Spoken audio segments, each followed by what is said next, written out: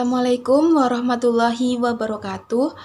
Perkenalkan, di sini saya Rusidina Nur Ahlina dengan NIM 050203222062.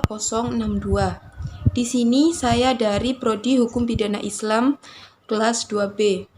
Video kali ini saya tujukan untuk memenuhi tugas mata kuliah dari Ushul Fiqih.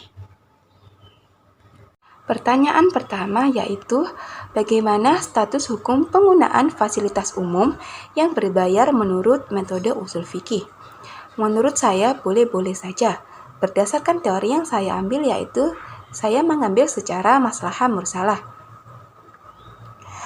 Mengenai penarikan retribusi pada toilet umum, penarikan retribusi pada toilet umum ini digunakan untuk kemaslahatan yang berguna untuk toilet umum tersebut.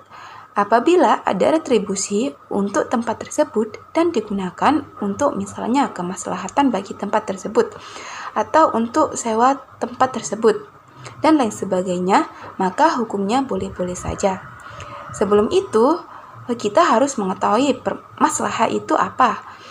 Maslahah mursalah sendiri yaitu yang mutlak. Menurut istilah para ahli ilmu fikih ialah suatu kemaslahatan di mana syar'i tidak mengisyaratkan suatu hukum untuk merealisir kemaslahatan dan tidak ada dalil yang menunjukkan atas pengakuannya atau pembatalannya. Maslahat ini disebut mutlak karena ia tidak terkait oleh dalil yang mengakuinya atau dalil yang membatalkannya. Maslahah mursalah yaitu pembentukan hukum tidaklah dimaksudkan kecuali untuk mewujudkan suatu kemaslahatan orang banyak, sebab mendatangkan keuntungan bagi mereka atau menolak mudarat, atau menghilangkan keberatan dari mereka. Padahal sesungguhnya kemaslahatan manusia tidaklah terbatas bagian-bagiannya, tidak terhingga individu-individunya, dan sesungguhnya kemaslahatan itu terus-menerus muncul yang baru bersama terjadinya pembaharuan pada situasi dan kondisi manusia dan berkembang akibat perbedaan lingkungan membuahkan kemaslahatan yang begitu luas akan termasuk amal yang paling utama. Adapun berbagai kemaslahatan yang dikehendaki oleh lingkungan dan kenyataan-kenyataan baru yang datangnya setelah wahyu terputus. Sedangkan syar'i belum mengisyaratkan hukum itu untuk merealisir kemaslahatan tersebut. Dan tidak ada dalil syar'i yang mengakuinya dan membatalkannya. Maka inilah yang disebut dengan munasib mursal. Dengan kata lain disebut dengan maslahah mursalah. Dalam hal ini, intinya penarikan retribusi tempat umum diperbolehkan dalam Islam selama itu untuk kemaslahatan orang banyak. Menurut metode ushul fikih, maslahah mursalah karena salah satu syarat dari maslahah mursalah sendiri yaitu ia harus merupakan suatu kemaslahatan yang hakiki dan bukan kemaslahatan yang bersifat dugaan saja. Ia merupakan kemaslahatan umum dan bukan kemaslahatan pribadi, dan bahwa pembentukan hukum berdasarkan kemaslahatan ini tidak bertentangan dengan hukum atau prinsip yang telah berdasarkan pada nas atau ijma'. Dalam hal ini, kesimpulan dari perkara tersebut yaitu dalam hukum Islam, penarikan retribusi pada toilet umum yaitu boleh-boleh saja. Kemudian, untuk pertanyaan kedua yaitu, semisal Udin menikah dengan Fatimah secara resmi, kemudian Udin berpergian jauh dan tidak pernah pulang. Kemudian Fatimah ini menikah dengan laki-laki dan nikahnya secara resmi. Kemudian suami pertama Udin ini pulang dan terjadi pertengkaran dan membawa perkara tersebut ke pengadilan. Bagaimana keputusan terhadap perkara tersebut yang terjadi antara dua laki-laki tersebut yang memperebutkan Fatimah?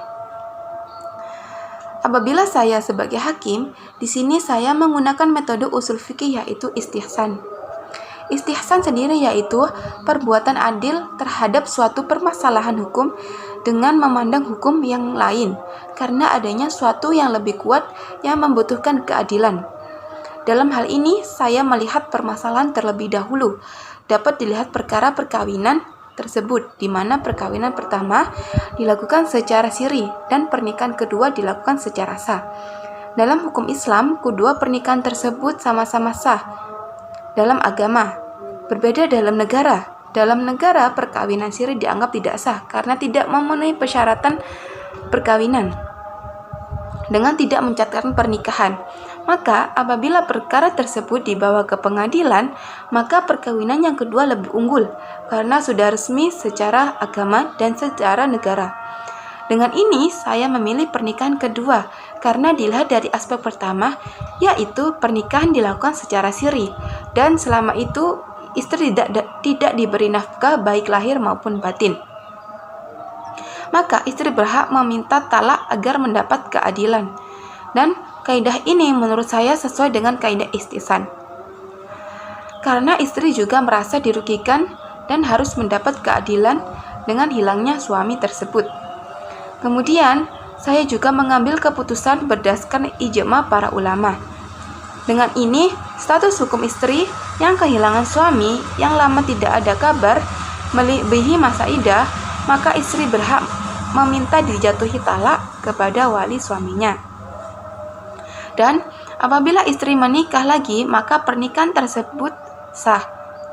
Kemudian apabila suami pertama datang pada saat sang istri sudah menikah, maka suami disuruh untuk memilih istrinya atau mengambil kembali mahar yang telah diberikannya.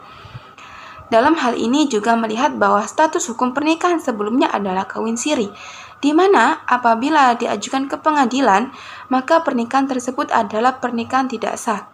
Walaupun pada hakikatnya perkawinan siri sah di dalam agama Islam. Walaupun pada saat terjadi perkawinan disaksikan oleh orang banyak, akan tetapi kalau pernikahan tersebut tidak dicatat secara agama, dicatat secara resmi pada negara, maka pernikahan tersebut dianggap tidak sah. Maka kekuatan hukum jelas berpihak pada pernikahan yang kedua. Menurut metode usul fikih, hal ini menggunakan metode istinbat al-ahkam yang digunakan oleh Ibnu Qudamah adalah fatwa dari sahabat Umar radhiyallahu an. Dengan perginya seorang suami tanpa ada kabar dan pergi selama bertahun-tahun, dengan itu istri juga tidak mendapatkan nafkah lahir maupun batin, maka istri berhak meminta talak dan boleh menikah kembali. Maka status hukum perkawinan sebelumnya adalah fasah atau batal, dan suami pertama boleh meminta mahar yang diberikan kepada sang istri pada saat pernikahan. Kemudian untuk materi yang ketiga, ataupun pertanyaan yang ketiga mengenai materi maslahah mulghah. Kenapa masih disebut maslahah pada sudah mulghah? Maslahah mulghah adalah kemaslahatan yang ditolak oleh syarah karena bertentangan dengan ketentuan syarah. Misalnya, seseorang yang melakukan hubungan suami istri pada saat siang hari di bulan Ramadan dikenakan hukuman memerdekakan budak atau puasa selama 2 bulan berturut-turut atau memberi makan bagi 60 orang fakir miskin. Maka hukuman yang paling baik menurut para pendapat ulama yaitu puasa 2 bulan berturut-turut. Hal ini bertentangan dengan ketentuan syarah karena bentuk hukuman itu harus berurut. Yang pertama yaitu memerdekakan budak. Jika tidak mampu, baru puasa 2 bulan berturut-turut. Apabila jika tidak mampu, baru memberi makan bagi 60 orang fakir miskin. Hal ini yang disebut dengan maslahah mulghah karena bertentangan dengan ketentuan syarah, akan tetapi hanya dianggap baik bagi oleh akal manusia saja. Kenapa masih disebut maslahah? Karena hukum yang ditetapkan tidak memenuhi hukum yang ditetapkan oleh hukum syarah. Akan tetapi secara akal masih dianggap baik dan sejalan dengan syarah. Dia dianggap maslahah karena masih bisa dipandang baik menurut akal. Ulama usul fikih memandang mendahulukan hukuman puasa 2 bulan berturut-turut daripada memerdekakan budak karena hukuman tersebut dianggap bisa membuat efek jera kepada pelaku agar tidak terulang kembali.